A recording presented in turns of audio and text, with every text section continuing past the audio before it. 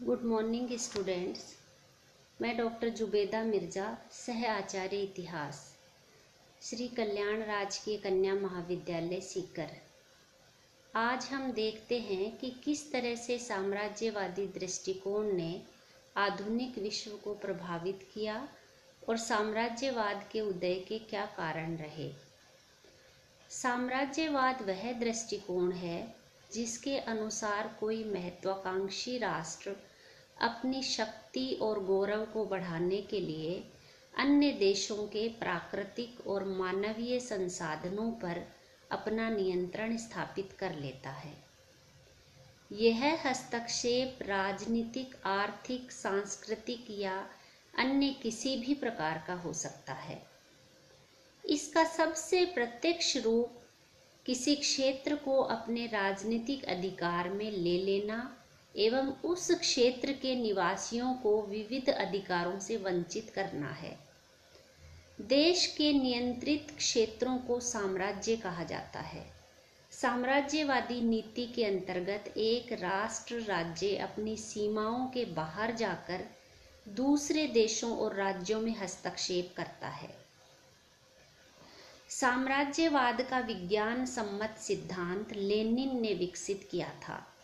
Lenin ने 1916 में अपनी पुस्तक साम्राज्यवाद पूंजीवाद का अंतिम चरण में लिखा कि साम्राज्यवाद एक निश्चित आर्थिक अवस्था है जो पूंजीवाद के चरम विकास के समय उत्पन्न होती है।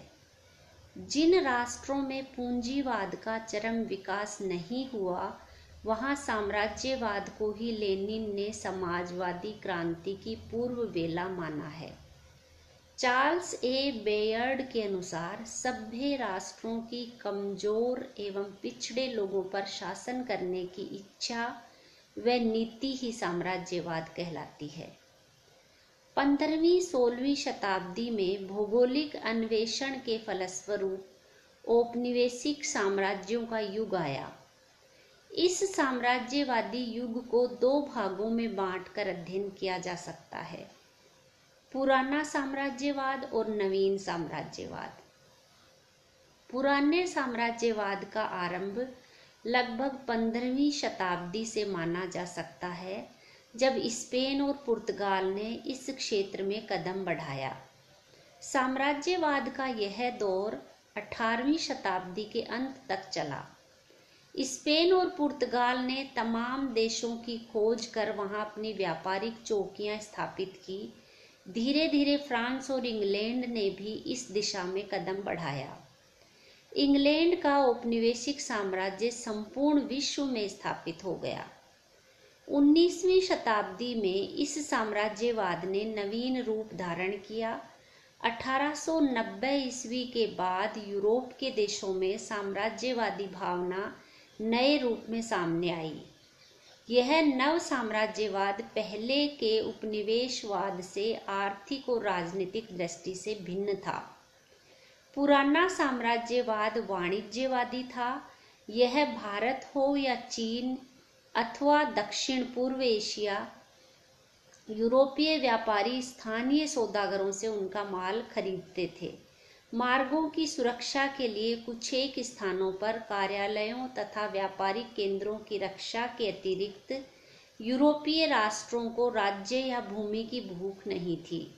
नव साम्राज्यवाद के दौर में जब सुनियोजित ढंग से यूरोपीय देश पिछड़े इलाकों में प्रवेश कर उन पर प्रभुत्व जमाने लगे, इन क्षेत्रों में उन्होंने पूंजी लगाई, बड़े पैमाने पर खेती आरंभ की, खनिज तथा अन्य उद्योग स्थापित किए, संचार और आवागमन के साधनों का विकास किया तथा सांस्कृतिक जीवन में हस्तक्षेप किया।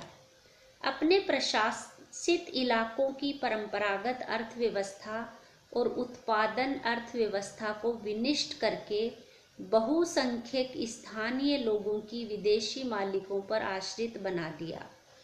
उपनिवेशवाद और साम्राज्यवाद में स्वरूपगत भिन्नता दिखाई पड़ती है। उपनिवेशवाद साम्राज्यवाद से अधिक जटिल है, क्योंकि यह उपनिवेशवाद के अधीन रह रहे मूल निवासियों के जीवन पर गहरा तथा व्यापक प्रभाव डालता है।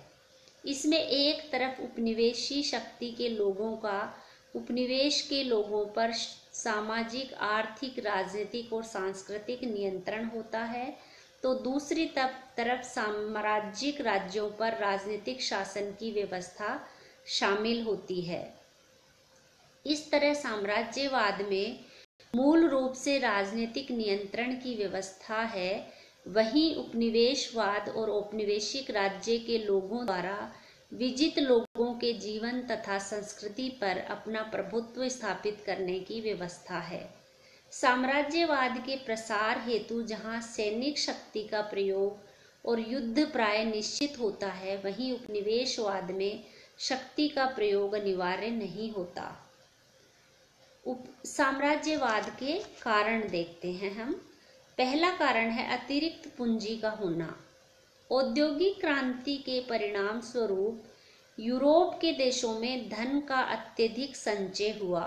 इस अतिरिक्त संचित पूंजी को यदि वही यूरोप के देश में पुनः लगाया जाता तो लाभ बहुत कम मिलता।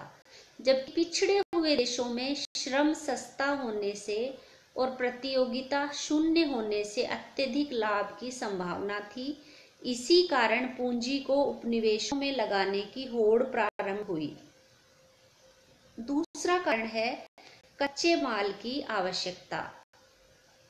यूरोपीय देशों की अपने औद्योगिक उत्पादन के लिए कच्चे माल और अनाज की जरूरत थी, जैसे कपास, रबर, टिन, जूट, लोहा आदि।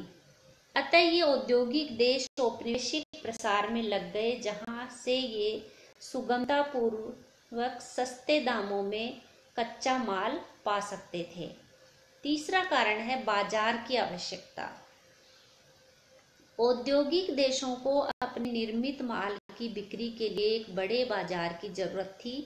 ऐसे में नए बाजारों की खोज के तहत उपनिवेश बनाए गए। अब यह कहा जाने लगा कि बड़े पैमाने पर औद्योगिक उत्पादन करने वाले राज्यों का अपना औपनिवेशिक साम्राज्य होना चाहिए, जहां मनमाने ढंग से एकाधिकार की स्थिति में अपना माल बेचा जा सके। चौथा कारण है तकनीकी विकास।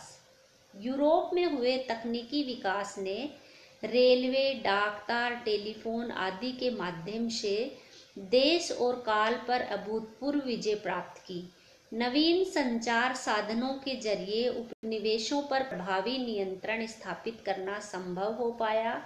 इतना ही नहीं, अनेक स्थानों पर यातायात के साधनों के विकास को लेकर साम्राज्यवादी प्रतिस्पर्धा भी शुरू हो गई।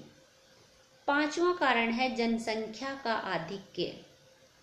19वीं सदी में यूरोप में बढ़ती हुई जनसंख्या ने औद्योगिक देशों को चिंता में डाल दिया। इस बढ़ती आबादी से रोजगार और आवास की समस्या पैदा हुई।